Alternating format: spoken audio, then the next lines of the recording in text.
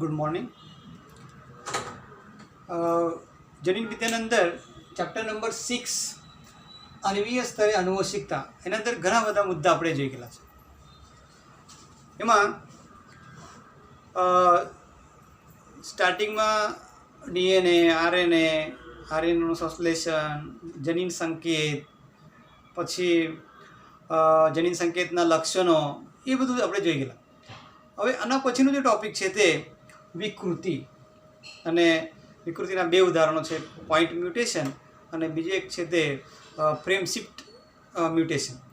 તો આ બેના થોડોક તફાવત જોઈ લે. વિકૃતિ કોને કહેવાય? તો જે ડીએનએ પર યા એમઆરએનએ પર જે ન્યુક્લિયોટાઇડનો ક્રમ છે, ન્યુક્લિયોટાઇડ અથવા આપણે નાઇટ્રોજન બેઝ કહીએ છીએ, આ ક્રમમાં જો કંઈ ફેરફાર થાય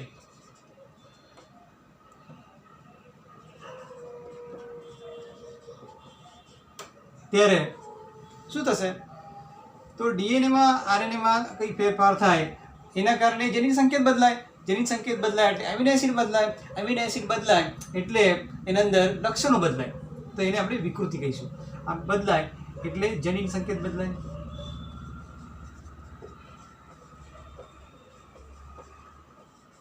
જનીન સંકેત બદલાય એટલે એમિનો એસિડ બદલાય.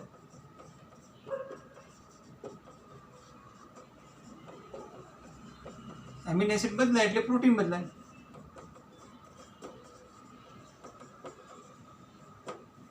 એટલે ટૂંકમાં બધા લક્ષણો બદલાશે. અને લક્ષણો બદલાય એટલે જ એને આપણે કહેવાય વિકૃતિ. અને આ વિકૃતિ ઉપયોગી પણ હોઈ શકે, હાનિકારક પણ હોઈ શકે. હવે એથી વિકૃતિની વ્યાખ્યા. એના અંદર બે પ્રકાર છે. પહેલો પ્રકાર પોઈન્ટ મ્યુટેશન. પોઈન્ટ મ્યુટેશન એ આપણે જોઈ ગયેલા. કયામાં? Sickle cell anaemia. Sickle cell એનિમિયાની અંદર આપણે જોઈ ગયેલા. આ ખાલી રિવિઝન જેવું જ છે. સિકલ સેલ એનિમિયા, આ જો ખામી છે ને, ખાલી એક નાઇટ્રોજન બેઝના ફેરફારથી આ ખામી જોવા મળે છે. તો એના અંદર જોશો તો AUG અને બીજો હશે તે ખાલી થોડીક ફેરફાર, એક બે મુદ્દાના કારણે આમાં વિકૃતિ જોવા મળશે. તો પોઈન્ટ મ્યુટેશનની અંદર જે જોશો સિકલ સેલ એનિમિયાની અંદર બીટા ગ્લોબિન, હિમોગ્લોબિનની અંદર બીટા હિમોગ્લોબિન શૃંખલાના છઠ્ઠા સ્થાન પર, એટલે જે છઠ્ઠું જનીન સંકેત આવે, તો એ જનીન સંકેત પર થોડો ફેરફાર થાય. તો કેવું સાંભળજો, જે GAG આના બદલે ખાલી GUG થાય, એટલે ખાલી આ જોડ બદલાશે. ખાલી એની જગ્યા પર યુ આવે. તો આ જે છે ને એ સામાન્ય રીતે ગ્લુટામિક એસિડનું અર્થઘટન કરે આ જનીન સંકેત. પણ આ યુ એની જગ્યા પર યુ આવે એટલે આ જનીન સંકેત બદલાય, એટલે આના અંદર વેલાઇન થશે. વેલાઇન તો એમિનો એસિડ જોડાશે. એટલે ટૂંકમાં બીટા શૃંખલા પર ગ્લુટામિક એસિડના બદલે વેલાઇન જોડાય. બરાબર. તો આ વેલાઇન જોડાવાના લીધે આ હિમોગ્લોબિનમાં ફેરફાર થશે, હિમોગ્લોબિનની રચનામાં બદલાવ થશે, અને એના કારણે પછી પેલો જે રક્તકણ હોય તે દાતરડા જેવા બને. એટલે એક જ નાઇટ્રોજન બેઝની જે જોડ આવે એમાં ફેરફાર થાય એટલે એને પોઈન્ટ મ્યુટેશન કહેવાય. કયું? એક જોડમાં કઈ ફેરફાર થાય.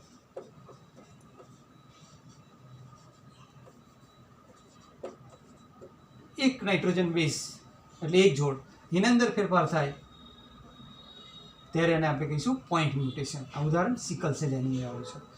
પછી બીજું ઉદાહરણ frame shift mutation. Frame shift mutation. આમાં એક જ મુદ્દો છે અંદર, ફ્રેમ શિફ્ટ મ્યુટેશન ઇન્સર્શન.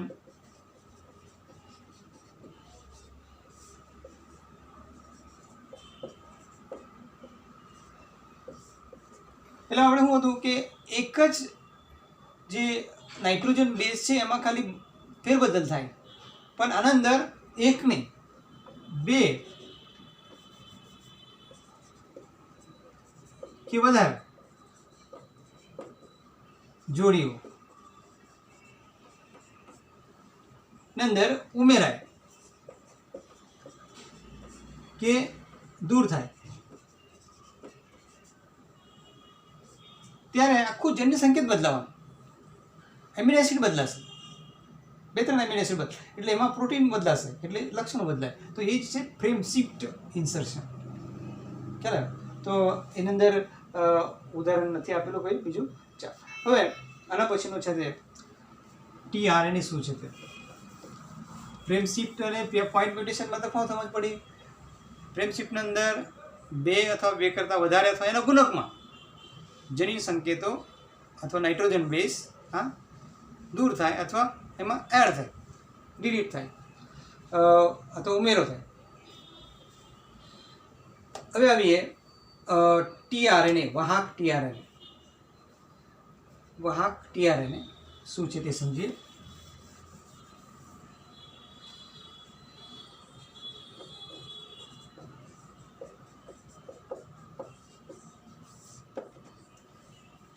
આમ તો વિદ્યાર્થી મિત્રો સમજો તો જે પ્રોટીન સંશ્લેષણની જે પ્રક્રિયા છે એના અંદર 3 RNA ભાગ લે. એક mRNA જોઈ ગયા આપણે, mRNA એટલે DNAમાંથી mRNA બને.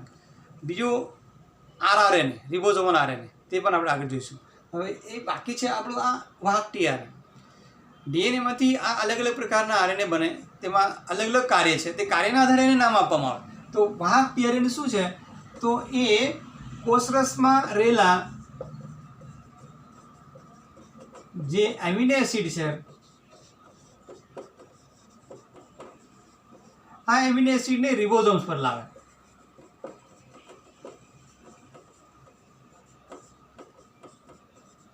એટલે એક ટ્રકનું કામ કરે, એટલે એને વાહક RNA કહેવાય, ટ્રાન્સફર RNA કહેવાય.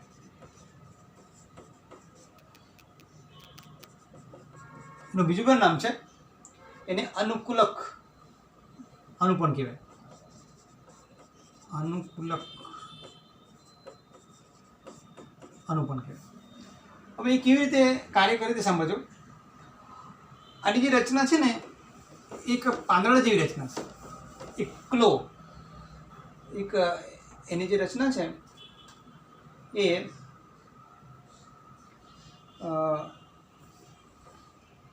આકૃતિ દોરીએ તો આમાં ટેક્સ્ટબુકમાં આકૃતિ નથી, પણ હું આકૃતિ દોરીને બતાવું.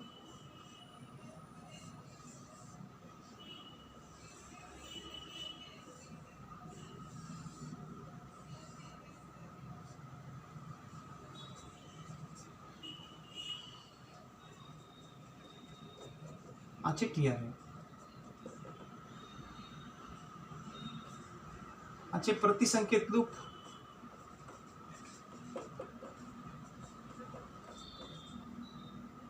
આ છે એમિનો એસિડ વાળું,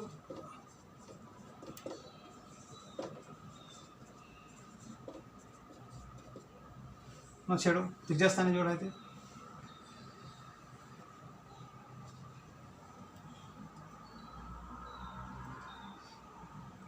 હવે એની અંદર AUG અથવા UAC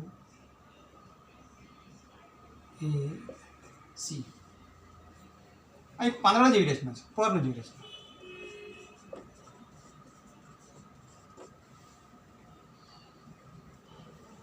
આ tRNA, આ જો mRNA આવે એ mRNA પર એમિનો એસિડને લઈ જાય. એટલે સપોઝ અહીંયા AUG છે, બરાબર, તો AUG માટે કયો એમિનો એસિડ? આ મિથિયોનિન સપોઝ. મેટ એટલે મિથેનિન એનું વહન કરે. એવા ટોટલ 61 ટીઆરએનએ આવશે. કેટલા? 61. કેમ કે આપણે જનીન સંકેત જોઈ ગયેલા, તો જનીન સંકેતમાં આના અંદર જે જનીન સંકેત જેટલા 61 આવવાના તેટલા ટીઆરએનએ બનશે. આ ટીઆરએનએ અને એમઆરએનએ પર જે નાઇટ્રોજન સંકેત છે અને જે ટીઆરએનએ પર આવશે એનું, તો તે એને પ્રતિસંકેત કહેવાય, એન્ટીકોડોન. આ જે ઉપર સંકેત આવશે એને પ્રતિસંકેત કહેવાય. ખ્યાલ આવે? એક્ઝામમાં પૂછી શકાય કે ભાઈ એયુજીનો ટીઆરએનએ પર આવેલો પ્રતિસંકેત કયો? તો આ એ સાથે યુ જોડાય, યુ સાથે એ જોડાય અને જી સાથે સી જોડાય અને એના અંદર આ મિથિયોનાઇન એમિનો એસિડનું તે વહન કરે. એવા એયુજી માટે મિથિયોનાઇન, હવે સપોઝ અહીંયા યુ યુ યુ આવશે, બરાબર, તો એના અંદર પ્રતિસંકેત કયો આવશે? આના અંદર આપણે આ બાજુ ખસાડીએ તો પ્રતિસંકેત આવશે તમારો એ એ એ અને એમિનો એસિડ કયો આવશે નીચે? લ્યુસીન. કયો આવશે? લ્યુસીન. આવી રીતે આ આકૃતિ આપણે આમ રિપીટ કરીએ તો આવી રીતે આવશે. તો એ છે વાહક ટીઆરએનએ. એવા ટોટલ 61 પ્રકારના ટીઆરએનએ હોય કોષરસના અંદર, અને તે જેમ જેમ એમઆરએનએ પર આવા પ્રકારનો સંકેત આવે તેમ તેમ તેવા પ્રકારના જે ટીઆરએનએ છે તે અહીંયા એમિનો એસિડને લાવે. બરાબર, તો એ છે વાહક ટીઆરએનએની વાત.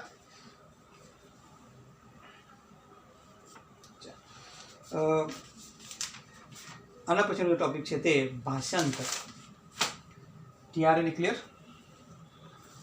આના પછીનો જે મુદ્દો છે તે આપણે કહીશું ભાષાંતર કોને કહેવાય.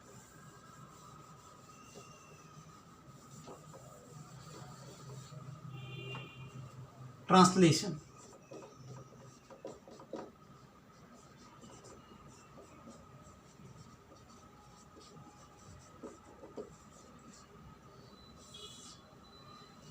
આખી પ્રોટીન સંશ્લેષણની જે પ્રક્રિયા આપણે જોઈએ ને, તો એમાં પહેલાં પ્રત્યાંકન થવાનું.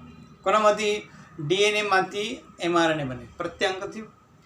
પછી તે કોષ કેન્દ્રમાંથી કોષ રસની અંદર રિબોઝોમ્સ પર આવી જાય. કોણ? એમઆરએનએ. એટલે એને ટ્રાન્સલોકેશન કહેવાય, સ્થળાંતરણ કહેવાય.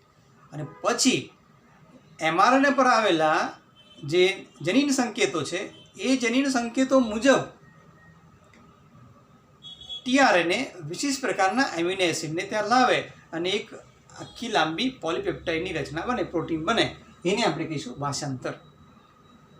ટ્રાન્સક્રિપ્શન. ડીએનએ પર આવેલા જે ટેમ્પલેટ છે એની જનીનિક માહિતી એમઆરએનએ પર આવે પ્રોટીન સંશ્લેષણ માટે, અને તે માહિતી પ્રમાણે એમિનો એસિડ ત્યાં જોડાય અને પ્રોટીન બને, પોલીપેપ્ટાઇડ બને. એને આપણે ભાષાંતર કહીશું. વ્યાખ્યા સમજ પડી? ક્લિયર? તો આ આખી પ્રક્રિયા પ્રોટીન સંશ્લેષણની અંદર ટ્રાન્સક્રિપ્શન, ટ્રાન્સલોકેશન અને આ બીજું છે તે ટ્રાન્સલેશન. ટ્રાન્સક્રિપ્શન, ટ્રાન્સલોકેશન અને ટ્રાન્સલોકેશન અને ટ્રાન્સલેશન, ભાષાંતર. ભાષાંતરની વ્યાખ્યા પાછી સાંભળજો. એમઆરએનએ પર શું હોય? જનીન સંકેત. શા માટેના? એમિનો એસિડ માટે. તો શું થશે આ પ્રક્રિયા દરમિયાન? એમઆરએનએ પર આવેલા જનીન સંકેતો મુજબ શું જોડાય? એમિનો એસિડ જોડાય. અને શું બને? અર્થઘટન થાય અથવા સંકેત પૂરો પાડે અને એક પોલીપેપ્ટાઇડ બને. પોલીપેપ્ટાઇડ એટલે પ્રોટીન. આ જ ઘટના છે એને આપણે ભાષાંતર કહીશું. એમઆરએનએ પર આવેલા જનીન સંકેતો મુજબ એમિનો એસિડ રિબોઝોમ્સ પર જોડાય, પેપ્ટાઇડ બનતી જોડાય અને એક લાંબી શૃંખલા બને, એને પોલીપેપ્ટાઇડ કહેવાય. આ ઘટનાને ભાષાંતરણ કહેવાય. હવે આખી ભાષાંતરણની જે પ્રક્રિયા છે, લાંબી પ્રક્રિયા છે, સમજવા પડશે. બહુ ઇઝી છે, સમજ પડે તો બહુ ઇઝી. તો એના અંદર કઈ કઈ પ્રક્રિયા થાય તે મુદ્દા જોઈએ. ભાષાંતરના અંદર વ્યાખ્યા ક્લિયર? ભાષાંતર એટલે એમઆરએનએ પર આવેલા જનીન સંકેતો મુજબ એમિનો એસિડ એકબીજા સાથે જોડાય અને લાંબી પોલીપેપ્ટાઇડની શૃંખલા બને. એને આપણે ભાષાંતર કહીશું. હવે એ ભાષાંતરના અંદર કઈ કઈ પ્રક્રિયા થાય તે થોડાક મુદ્દા હેડિંગ આપી દઉં કે એના અંદર કઈ કઈ ઘટના થાય. પહેલું જો છે ને આ ટીઆરએનએ આ થોડા સક્રિય થાય. બીજો મુદ્દો જો છે તે રિબોઝોમ્સ વાળી વાત કે ભાઈ રિબોઝોમ્સ આમાં કેવી રીતે ભાગ લેતી. રિબોઝોમ્સ આ એક ફેક્ટરી છે. અને ત્રીજો મુદ્દો જે છે તો એ આ ભાષાંતરના જે એકમ છે એમઆરએનએ પર, તો તેમાં કયા કયા ભાગ હોય છે તે, અને પછી પ્રક્રિયા. આ થોડાક મુદ્દા પહેલાં જોઈ લે આપણે, બરાબર. પછીની પ્રક્રિયા છે, આ પ્રક્રિયા આપણે પછી જોઈએ. પણ આના માટે જે સાધનો જોઈએ તો કેવી રીતે થાય તે મુદ્દા પહેલાં જોઈ લે આપણે. પહેલી વાત, જ્યારે ટ્રાન્સલેશન શરૂઆત થાય એ શરૂઆતના અંદર જ કોષ રસના અંદર જે 61 જેટલા ટીઆરએનએ છે અને 20 જેટલા એમિનો એસિડ છે. દરેક વનસ્પતિ પ્રાણીના કોષના અંદર આ એમિનો એસિડ આવેલા હોય અથવા બને, બરાબર. અને તે એમિનો એસિડ આ ટીઆરએનએ પોતપોતાના ટીઆરએનએને તે ઓળખે અને તે એક સંકુલ બનાવે. આમાંથી તે એટીપીમાંથી શક્તિ મેળવે, બરાબર. અને એકબીજા સાથે જોડાય, એક પોતપોતાના ડીએનએ પોતપોતાના આરએનએ પોતપોતાના એમિનો એસિડને ઓળખે અને તેની સાથે જોડાણ કરીને એક સંકુલ બનાવે. જેવી રીતે આપણે પેલો એક ટીઆરએન બતાવ્યું ને કે યુજીસી વાળું પ્રતિસંકેત વાળું, તો તેવા ટોટલ 61 એમિનો એસિડ 61 ટીઆરએનએ સંકુલ બનશે. સમજો. તો ટીઆરએનએ શક્તિ કેવી રીતે થાય? એટીપીમાંથી શક્તિ મળે, એટીપીમાંથી શક્તિ મળે. અને એ શું થશે કે અલગ અલગ એમિનો એસિડ પ્લસ તે એમિનો એસિડ માટેનું ટીઆરએનએ, સ્પેસિફિક ટીઆરએનએ. ઉદાહરણ આપણે જોઈએ કે આ ટીઆરએનએ સપોઝ એમિનો એસિડ આપણે મિથિયોનિન લઈએ, મિથિયોનિન, બરાબર. તો એ મિથિયોનિન માટેનો જે ટીઆરએનએ આવશે તો મિથિયોનિન માટેનો જે જનીન સંકેત તે ખબર આપણે એમઆરએનએ પર જનીન સંકેત કયો એનો એયુજી.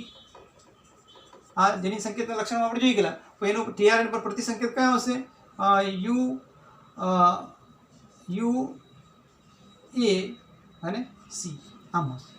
તો આ પ્રતિસંકેત એનો, બરાબર. તો એવા ટોટલ 61 જેટલા આ જે રચના બનશે ને એ રચનાને આપણે એમિનો એસિડ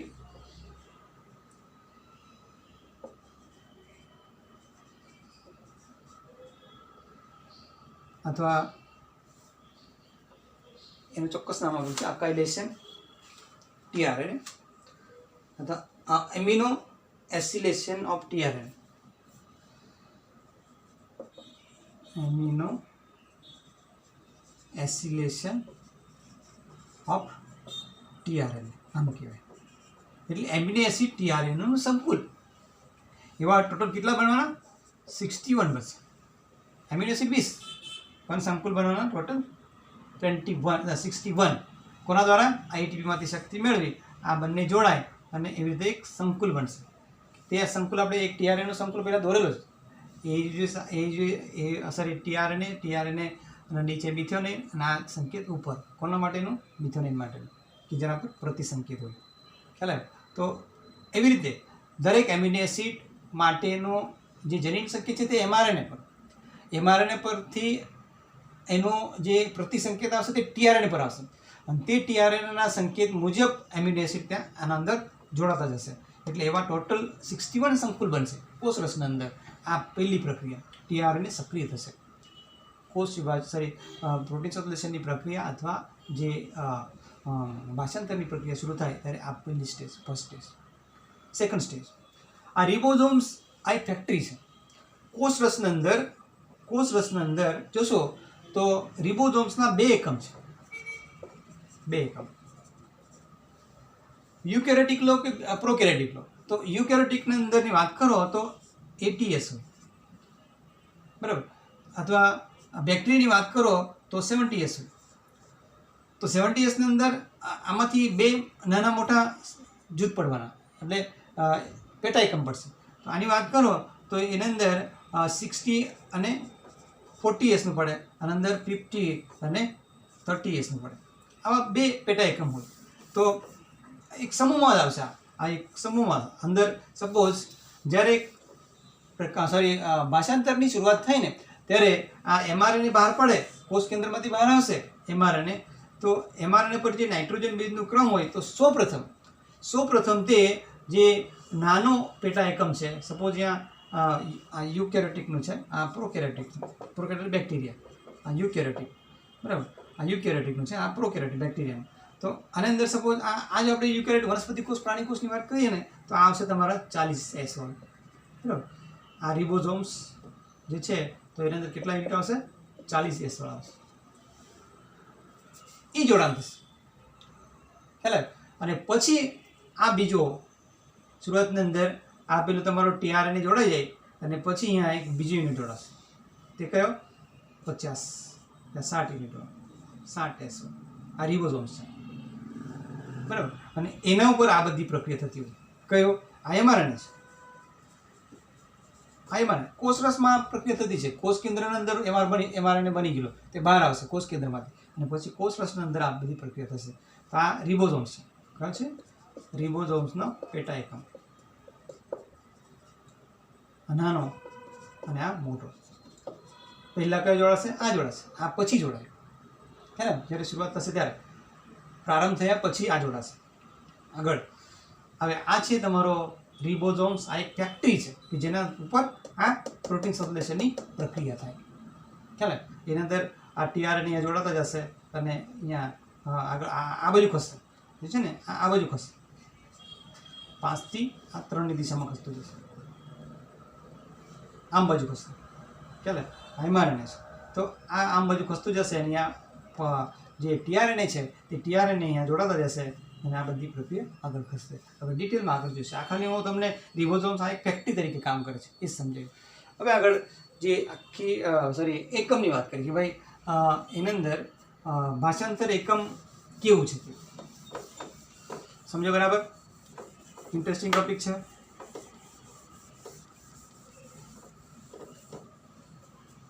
ભાષાંતર એકમ તો એની અંદર સપોઝ આ mRNA છે,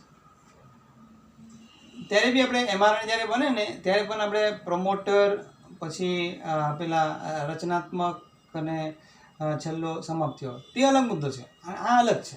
આ છે તમારો ભાષાંતર એકમ. સમજો, બરાબર. ભાષાંતર એકમ એના અંદર પણ 3 ભાગ આવવાના. આ આવશે પેલો AUG, સમજો, બરાબર. અહીંયા સપોઝ આ UAA. હવે તમે મને કહેજો આ AUG એટલે કયો સંકેત? પ્રારંભક. જોઈ ગયા ને આપણે આ પ્રારંભક સંકેત. આ છેલ્લો છે તે UAA, UAG, UGA, આ તમારા સમાપ્તિ સંકેત. ક્લિયર? અને આ વચ્ચેનો જે ભાગ આવે એ તમારો પ્રલંબનનો ભાગ, કે જેમાંથી અલગ અલગ પ્રકારના જનીન સંકેતો છે કે તે એમિનો એસિડનું અર્થઘટન કરશે. ચાલે. હવે આપણે ફોર એક્ઝામ્પલ અહીંયા આપણે લઈ લઈએ UA, U, U, U, U,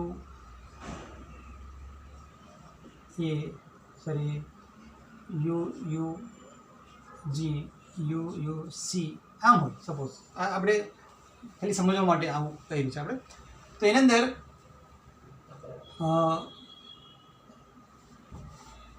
આ છે ભાષાંતરના એકમ.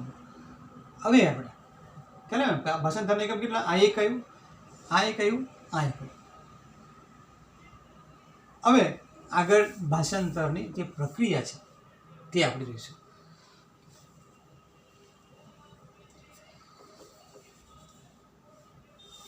ભાષાંતરની પ્રક્રિયા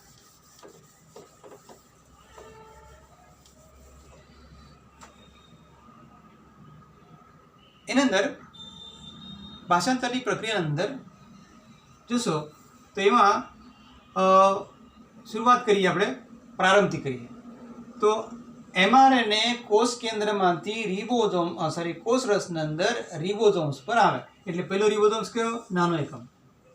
સમજો, બરાબર. આ mRNA સમજો, બરાબર, નાના એકમ. તો એની અંદર સૌપ્રથમ પહેલો કયો એક આવશે? આની અંદર AUG, પછી એની અંદર આ બીજો યુ યુ યુ, પછી આ યુ યુ એ, પછી આ યુ યુ સી, પછી આ યુ યુ જી.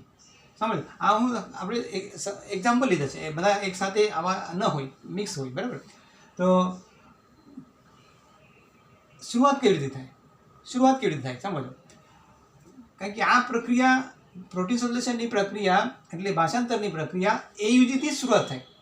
અને એયુજી જ્યારે એક રિબોઝોમ્સ પર હોય શરૂઆતની અંદર, ત્યારે એની અંદર જે ટીઆરએનએ આવશે તે ટીઆરએનએ પર મિથિયોનિન હોય. આપણે જે ટીઆરએનએ આપણે લેવાના છે તો એ ટીઆરએનએ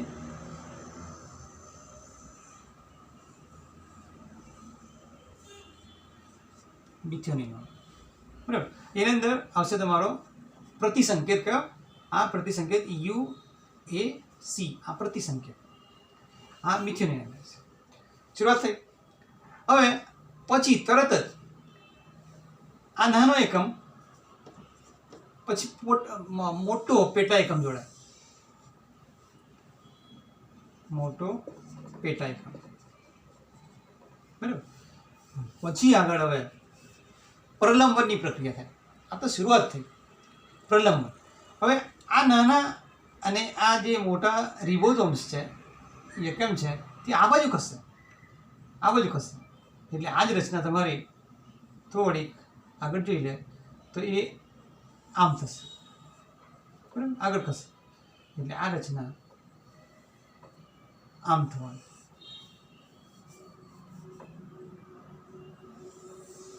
આમ થશે, આમ થશે. હવે સંકેત કયો આવ્યો? યુ યુ, બરાબર. તો આના અંદર બે સ્થાન હોય, એક આમ આમ ખસતો હોય એટલે અંદર બે સ્થાન આવશે. તો આની અંદર આનો નંબર છે. હવે એના અંદર યુ યુ માટે કયો એમિનો એસિડ છે? લ્યુસીન. તો આવી રીતે એના અંદર જે લ્યુસીન લાવતો જે ટીઆરએનએ છે એ ટીઆરએનએ કોને લાવે?